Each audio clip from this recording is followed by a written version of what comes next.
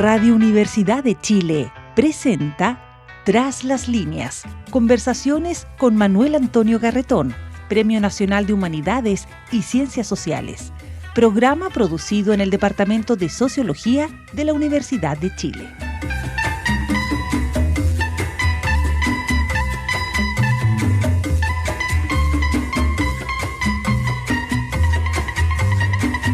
Muy buenas tardes. Bienvenidos y bienvenidas a Tras las líneas, el programa del Departamento de Sociología de la Universidad de Chile, en que semana a semana vamos conversando con invitados especializados en los temas a reflexionar desde la perspectiva de las ciencias sociales sobre los problemas que nos aquejan como sociedad, como personas, como humanidad, y en el cual tratamos de presentar tanto los problemas como los puntos de vista de cómo ellos se van resolviendo, en un lenguaje que puedan todos comprender, aunque siempre desde una perspectiva particular, que es la de las ciencias sociales. Y hoy vamos a retomar uno de los temas centrales que atraviesa los debates que atraviesan nuestra sociedad, que tienen que ver con los problemas de la seguridad ciudadana, los tipos de delitos, la manera como esto se resuelve y cómo está afectando no solo las vidas individuales, sino también la marcha de una sociedad. Esta conversación forma parte de un proyecto de quien auspicia esta sesión, junto con otras que ya hemos hecho y otras que vendrán, que es un proyecto de la Fundación Friedrich Ebert, de estudiar las grandes transformaciones que están ocurriendo en nuestra sociedad y qué proyectos pueden, digamos, encauzar esas transformaciones. El tema de hoy es el tema de la seguridad, de la violencia y de las políticas que se han aplicado y también de las observaciones críticas al respecto en la medida que eso pueda llevar a nuevas propuestas.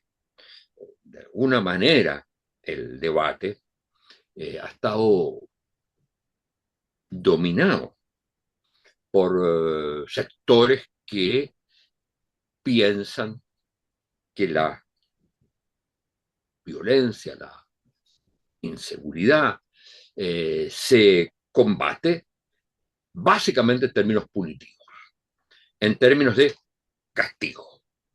Y eso no ha significado nunca un mejoramiento de la situación respecto a la violencia, a la inseguridad, sino que al contrario ha creado nuevas formas de violencia y nuevas formas de inseguridad. Y hoy día hay una visión en el mundo dominante, fundamentalmente por los gobiernos de derecha, que creen que se resuelven estos problemas y los problemas de seguridad básicamente con proyectos, decisiones, mecanismos punitivos, sin entender las causas que producen el fenómeno de la inseguridad, el fenómeno del miedo, el fenómeno de la delincuencia, de la violencia. Y desde la perspectiva del mundo progresista, a través de la historia siempre tuvo de alguna manera un problema en enfrentar el tema de la violencia, en la medida que lo centraba, lo enraizaba en el modelo económico-social, en el rol del Estado, con la experiencia de las dictaduras militares. Entonces, la dificultad de entender este problema y de, teniendo en cuenta que en una época básicamente el énfasis era en el aspecto de previsión de la violencia, eso se ha ido de alguna manera debilitando y no ha tenido siempre una respuesta al modelo propuesto por los sectores de derecha que se impone hoy día en el mundo y que parece atractivo para la ciudadanía porque tiene la promesa que va a terminar con los delincuentes, sin entender los problemas de fondo que están detrás.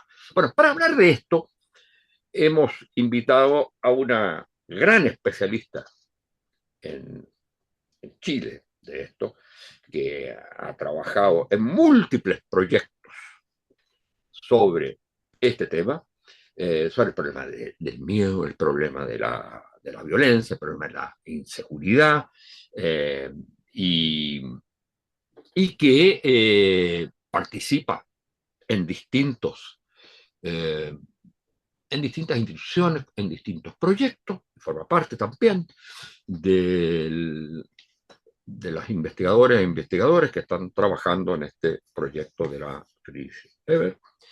Se llama, y la hemos tenido ya en nuestro programa otras veces, Alejandra Luneque. Alejandra Luneque es, y aquí tengo que mirar su extenso currículum, es investigadora asociada y directora de Biodemos, profesora de la Escuela de Gobierno y Administración Pública de la Universidad Mayor, investigadora responsable del proyecto Fondesit, que es sobre género y marginalidad urbana, y las políticas respecto a las mujeres en esos sectores. Al mismo tiempo, parte del equipo del Núcleo Milenio. Ella es licenciada en Historia y Ciencias Políticas de la Universidad Católica, magíster en Desarrollo Urbano y doctora en Sociología también de la Universidad Católica. Su estudio principal ha sido sobre estos temas de crimen, inseguridad, violencia, miedo.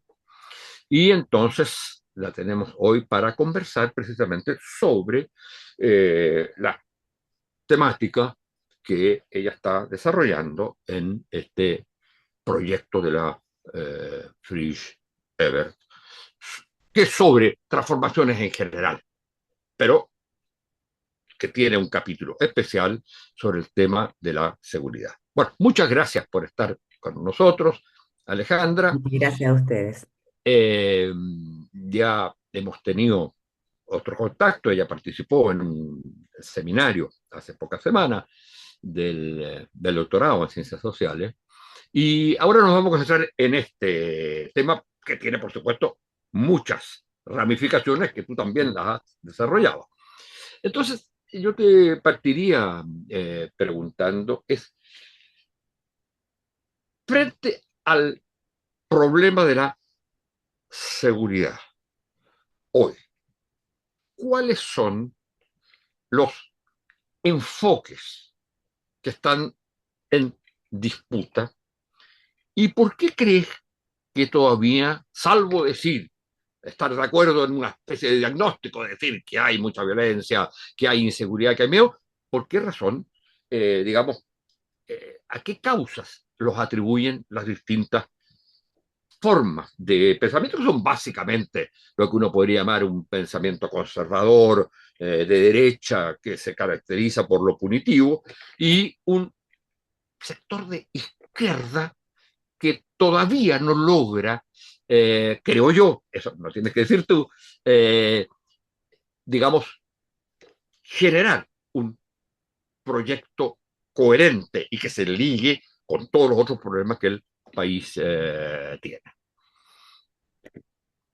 Buena y difícil pregunta. Voy a tratar de englobarla. Yo creo que lo primero, Manuel Antonio, es que, a ver, el campo de la disputa es un campo político.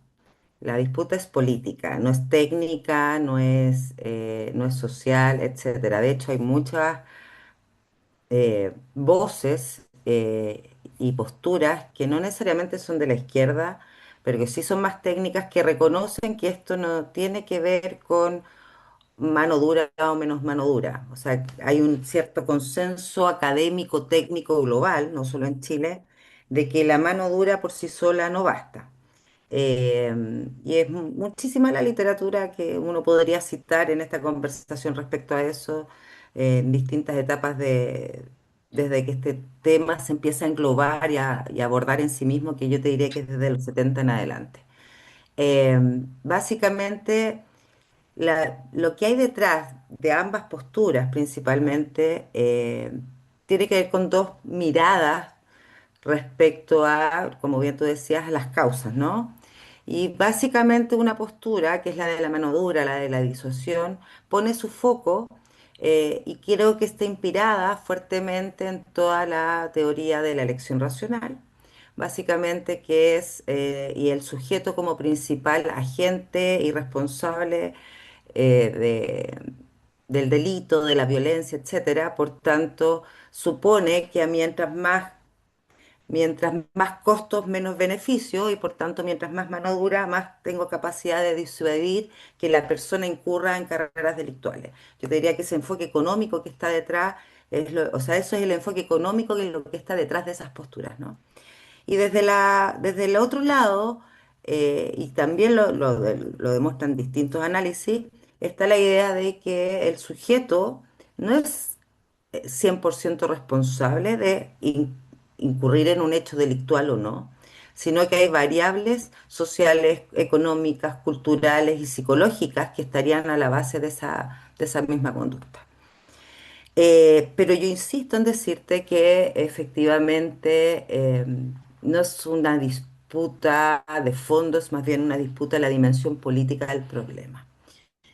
¿Por qué siempre la mano dura, la disuasión, más cárceles, agendas cortas, modelos como lo que uno ve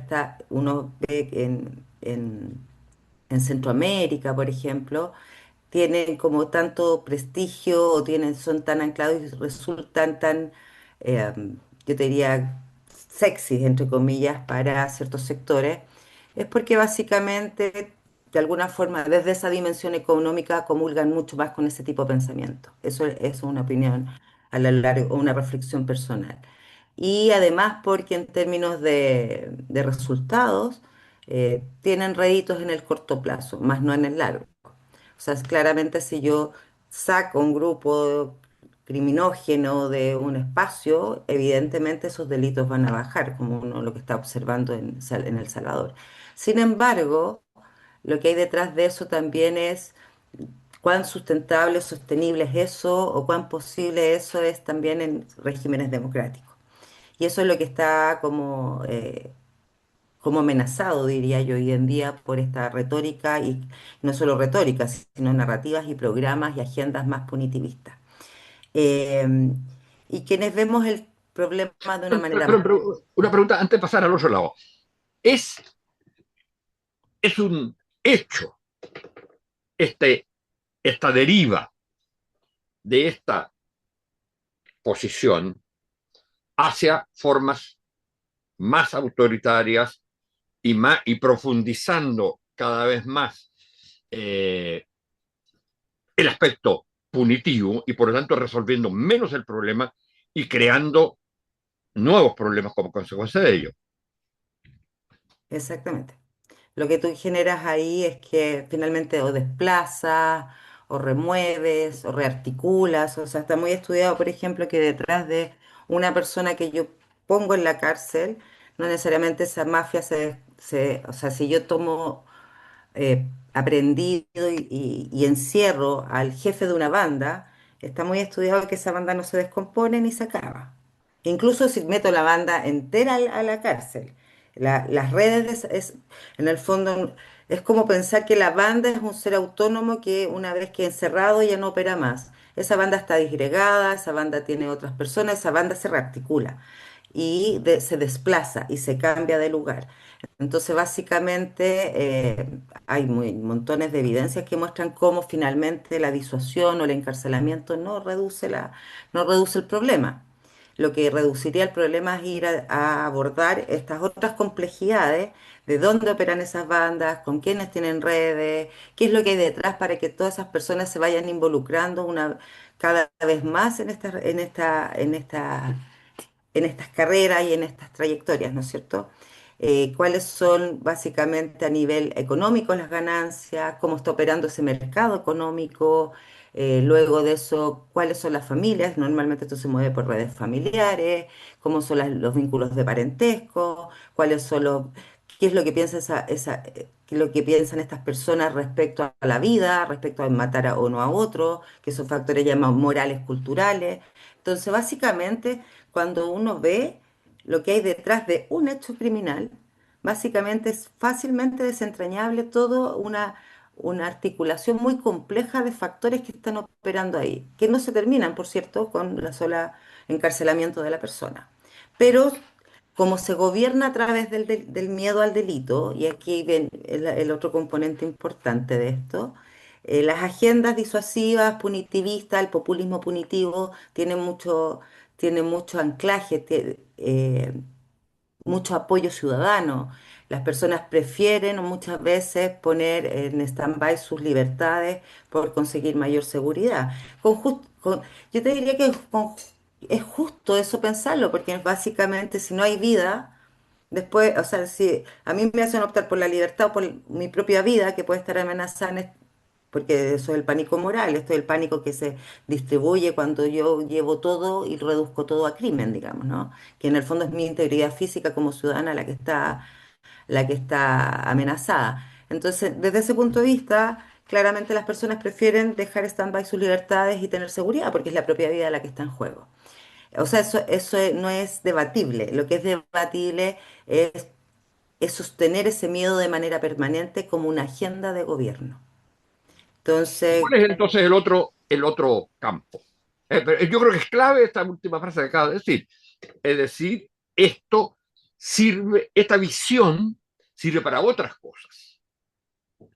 No resuelve el problema, salvo quizás en algún momento y parcialmente, pero lo tiende a profundizar y además genera otros problemas en la sociedad, entre otros, yo diría una deriva autoritaria como en todos los planos.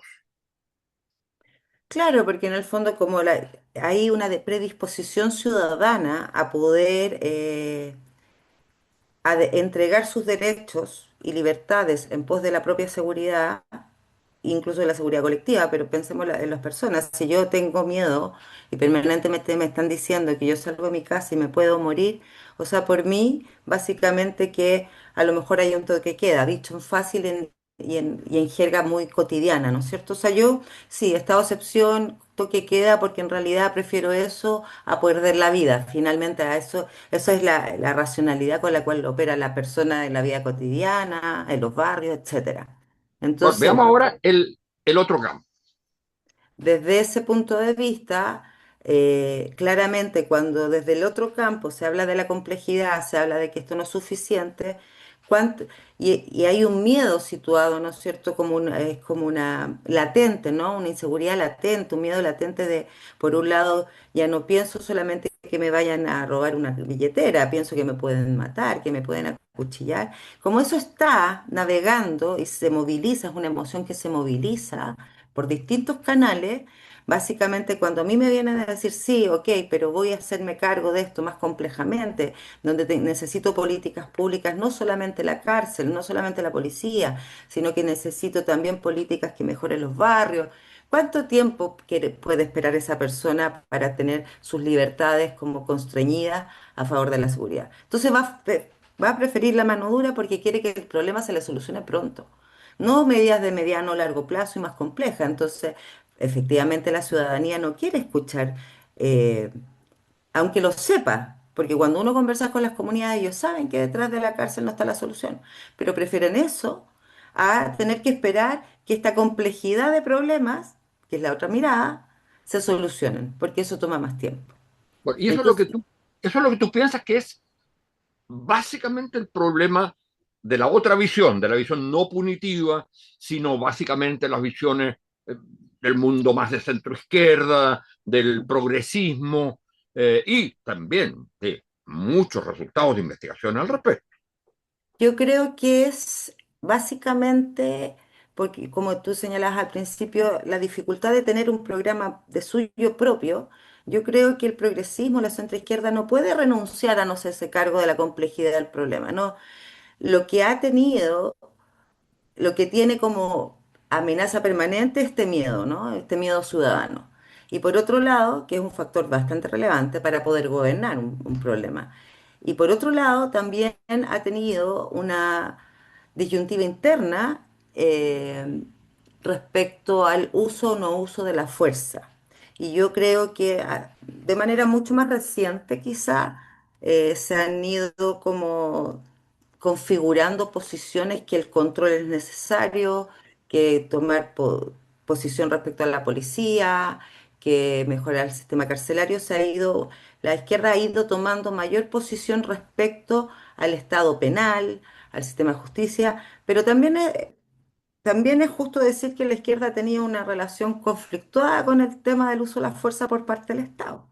Entonces yo creo que eso ha sido algo que hay que desentrañar, que hay que sincerar y que básicamente tiene que ser superado para tener un programa de control del delito, de disuasión justo, equitativo, bajo los regímenes, el Estado de Derecho, etcétera, pero no dejar atrás, no dejar de lado aquella política y aquellos programas políticos que apuntan a hacerse cargo de ciertas variables sociales y estructurales. Yo creo que la izquierda no, mi posición es que la izquierda no puede renunciar a hacerse cargo de eso, pero sí Yo tiene creo que que manejar sí. esto otro y tiene que mejorar sustantivamente la capacidad de trabajo en materia de control. Ahora, ¿cómo hoy y en el trabajo que ustedes estaban haciendo y que estaba, que el objeto de la conversación hoy, eh, tú señalabas algunas formas, porque yo creo que está bien descrito el problema, tanto en su trayectoria histórica, las dos visiones, ¿eh?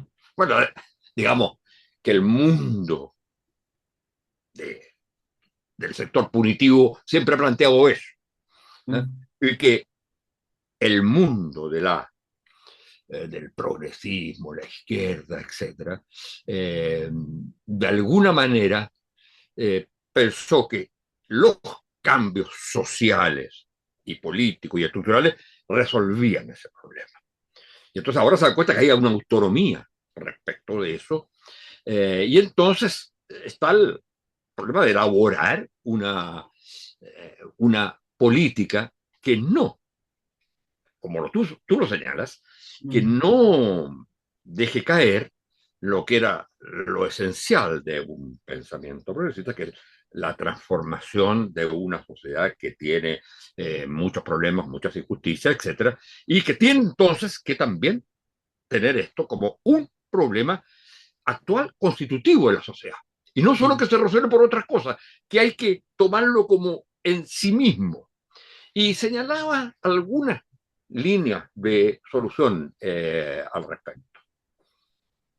Sí, yo creo que ahí al menos lo que se plantea son dos cosas, ¿ah? Principalmente por un lado, lo que yo decía, lo que se plantea en términos de control, de, de hacer bien lo punitivo, porque el populismo punitivo no hace bien lo punitivo, también.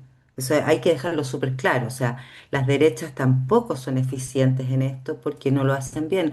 Yo creo que lo mencionaba en un programa anterior, si uno viera y desentrañara toda la negociación que hay detrás del gobierno de Bukele respecto al encarcelamiento de las maras en El Salvador, habría que ver si la derecha chilena o la derecha en otros países quiere hacer esas negociaciones con los jefes de las maras. Hay negociaciones políticas detrás de eso, pero la venta del programa de Bukele es más cárcel, más presos, más seguridad. Y eso no es tan así. O sea, hay mucha complejidad detrás de cómo se llega a establecer eso. Y vamos a ver ahora, de ahora en adelante, cuáles son cómo es la rearticulación de aquellos que quedaron fuera de la cárcel, etcétera. En el fondo son medidas que son aparentemente buenas en el corto plazo, pero no sostenibles en el largo plazo, por la rearticulación, por la complejidad, etcétera. Entonces se trata de hacer muy bien el control y esta dimensión más punitiva, y eso tiene que ver con medidas también de gobernar a las instituciones del control, coordinar a esas instituciones del control, que las policías se coordinen, que la fiscalía no opere sola, que los juzgados no vayan por sus propias diatribas, y articular y gobernar ese sector como un subsistema de seguridad. Y eso es por un lado. Y ahí tiene que haber mucho más coordinación, investigación inteligente, persecución penal inteligente, como un poco lo que está haciendo la Fiscalía últimamente. Tiene que haber control civil sobre la policía para que pueda hacer una coordinación básicamente de este subsistema. Y en el subsistema de prevención, si uno dijera si la seguridad es el output, yo tengo un subsistema de control y tengo un subsistema de prevención. Yo creo que es urgente, por ejemplo, hacerse cargo de las trayectorias delictuales juveniles, eh, porque básicamente lo que si uno bien observa es que han ido disminuyendo la cantidad de niños o niñas y adolescentes que se involucran en delitos a nivel global y también en Chile, eso es lo que muestra la cifra. Eh, Básicamente lo que también muestra la evidencia, y el Ministerio de Seguridad acaba de sacar un informe respecto a eso, es que hay un grupo social más duro que es reincidente, es el responsable de la mayor cantidad de delitos y esos delitos son más violentos. O sea, son menos niños, pero en delitos mucho más violentos. Entonces, desde Y ahí, sigue siendo niños. Menos, pero sigue, son niños. sigue, sigue siendo niños. Siguen siendo niños. Y son pocos. Si el problema es que además, Manuel Antonio, no son muchos niños. Si estamos hablando de 4.000 niños, de menos que son los reincidentes, entonces básicamente un Estado que no puede proveer de aquellas condiciones de asegurar el desarrollo de esos niños, básicamente después solamente los va a encarcelar. Y esa no debería ser la respuesta de una agenda que cree en los derechos sociales y en los derechos universales. Por eso yo creo que es un ámbito al cual no se puede renunciar. Y el otro ámbito que yo creo que no se puede renunciar, y un poco la evidencia que hemos levantado muestra eso, es que no debe renunciar a mejorar la vida común y la convivencia ciudadana en las ciudades o en los territorios. ¿Y por qué digo esto? Porque básicamente aquellos planes que son de prevención de la criminalidad, que están orientados a los espacios públicos, al mejoramiento de los vecindarios, a la seguridad vecinal, hoy día son básicamente cámaras de teleprotección. Yo no digo que no haya que seguir haciendo cámaras de teleprotección, pero cuando uno analiza esa tendencia desde el año 2000 en adelante, uno ve cómo se ha ido dejando de lado la dimensión comunitaria de la respuesta y la participación ciudadana en esa respuesta y en el mejoramiento de los espacios públicos y por tanto de los espacios sociales que hacen que tengamos vida en común, y se ha ido todo invirtiendo en cámaras o en alarmas, pero principalmente en cámaras, no necesariamente con la articulación ciudadana o comunitaria. Cuando yo renuncio al componente de convivencia social, también estoy renunciando a uno de los principios de la democracia y de poder llevar la vida en común. Entonces, desde esta perspectiva, hagámonos cargo desde la perspectiva de los derechos y el desarrollo pleno de los sujetos para sacar a esos niños de la carrera delictual y hagámonos cargo bien. Y por otro lado, no renunciemos a la dimensión de lo común y de la vida comunitaria que debería haber detrás de estos otros proyectos que tienen que ver con mejoramiento de espacios públicos, que es el otro tipo de prevención, lo que se llama la prevención situacional. Entonces, desde ese punto de vista, este informe de trayectorias delictuales que se lanzó hace muy poquito por el Ministerio de Seguridad, muestra que si uno georreferencia los niños, dónde viven esos niños y niñas y adolescentes, que claro, hoy día a los 20 años ellos no tienen más perspectiva de vida que los 25 o los 30, porque están en riesgo, porque están involucrados en carreras delictuales con acceso a armas y drogas, etcétera. Esos niños vienen de determinadas zonas de las ciudades y de determinados barrios, y de los barrios incluso vienen de determinados pasajes. Entonces el problema lo tenemos muy bien diagnosticado, pero la oferta pública es bastante escurridiza o bastante acotada o mala. Entonces ha A habido ver, una narrativa a lo largo del tiempo, y con esto cierro, de prevención social y prevención situacional, pero cuando uno analiza los números, cuando uno analiza los programas, las coberturas son ínfimas. Entonces, difícilmente que en 20 años hubieran dado resultados, ni en Chile ni en América Latina. En América Latina también se ha renunciado a toda esta otra dimensión de los programas que abordan las dimensiones más sociales, más económicas o más culturales de la delincuencia. ahora, ahí hay un punto, eso yo creo que es súper importante, esto que estás señalando, pero lo que eso supone, digamos, se tomó políticas generales específicamente dedicadas al tema, pero supone también políticas de otro tipo que tienen que tener impacto en el tema, como es, por ejemplo, la organización de las ciudades, la, eh, digamos, el generar todo, no solo los espacios de, de convivencia, etcétera, sino también de poder prevenir, porque se sabe dónde está ocurriendo, ¿eh? Tratar de resolver esos temas. Entonces, implica yo diría, una política urbana, más que una política urbana, educacional, anti, antes que una política antidelincuencia. Y mi impresión es que esa es una cosa, cómo se transforman las relaciones de convivencia. La otra que he aprendido de los estudios que ustedes han hecho, precisamente quien está ahora realizando, eh, está bastante dedicado a esto que te voy a señalar, es el coautor contigo del artículo que están haciendo para este proyecto. Y es el tema el aspecto crucial que tiene las relaciones con la policía, de la gente con la policía. Es la vinculación con el Estado y con la sociedad. Y sin embargo, en general, y en eso, por supuesto, la cuestión de la dictadura fue fundamental para generar una visión, y además, eso tiene una tradición también, una visión de la policía básicamente como otro cuerpo militar. O sea, la función de la policía es una función militar, y no lo es. Desde, como se acaba de señalar hace, creo que ayer o antes de ayer, desde la ayuda al parto que hacen la policía. Y mientras más alejado se esté y mientras más distante se esté de los servicios públicos, etcétera, el rol de la policía es mucho mayor. O sea, tiene un papel que en general, en los modelos de policía en otros países, ha sido el papel que es un papel de vinculación. Y de hecho, los policías tienden a ser mucho más civiles, aunque sea un cuerpo organizado, etcétera, que militares.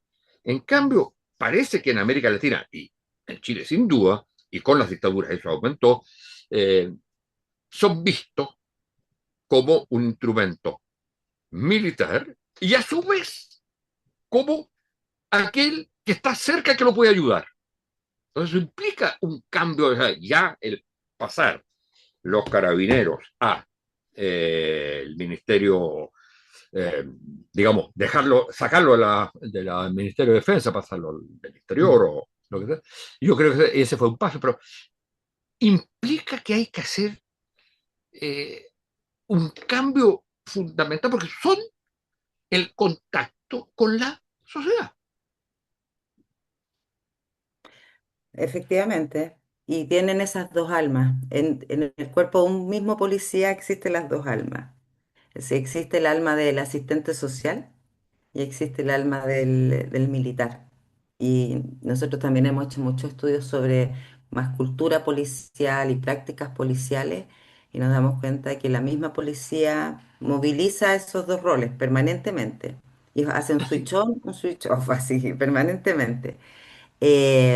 Y ¿Y eso cómo lo efectivamente, tratas? Por ejemplo, ¿eso cómo lo tratas? ¿Cómo se puede tratar eso?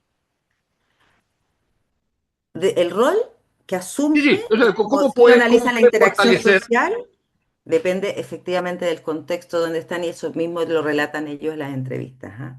O sea, si ellos se sienten amenazados y están en un rol que es, por ejemplo, policiamiento, el COP, las fuerzas especiales, ahí ellos no son los asistentes sociales, básicamente, ¿no? Ahí están en su labor más militar.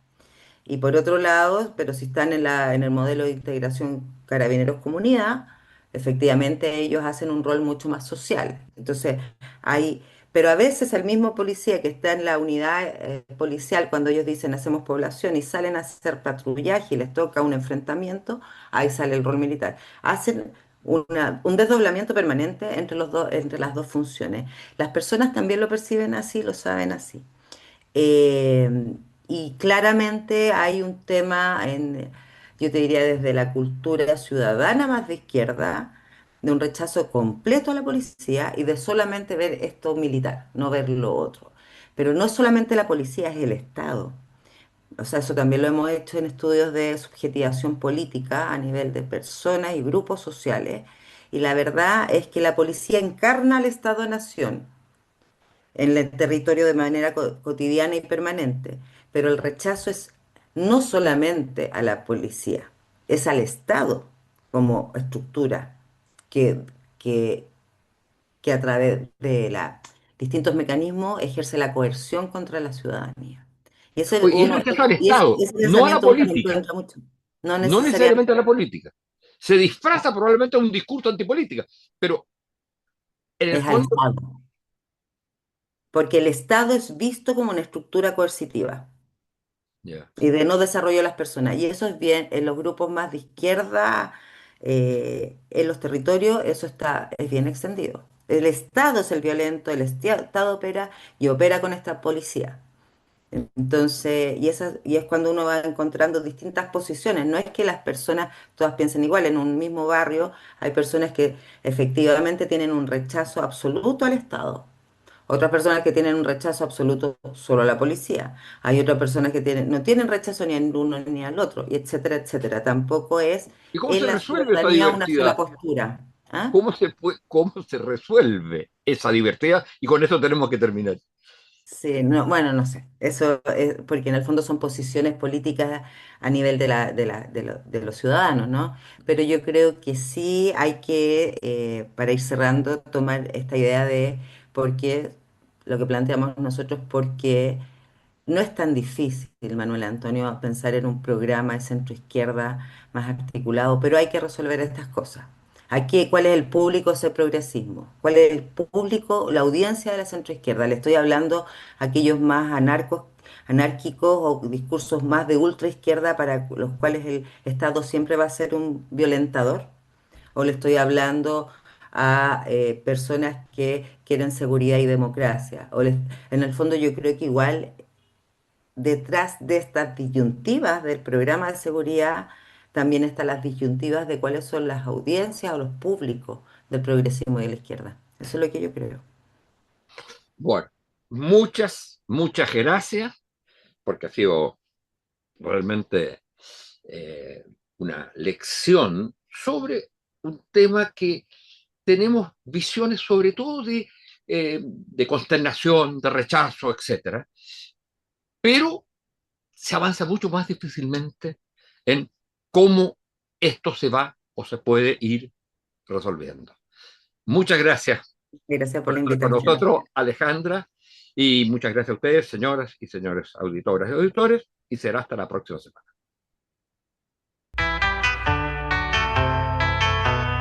Radio Universidad de Chile presentó Tras las líneas, conversaciones con Manuel Antonio Garretón, Premio Nacional de Humanidades y Ciencias Sociales, programa producido en el Departamento de Sociología de la Universidad de Chile.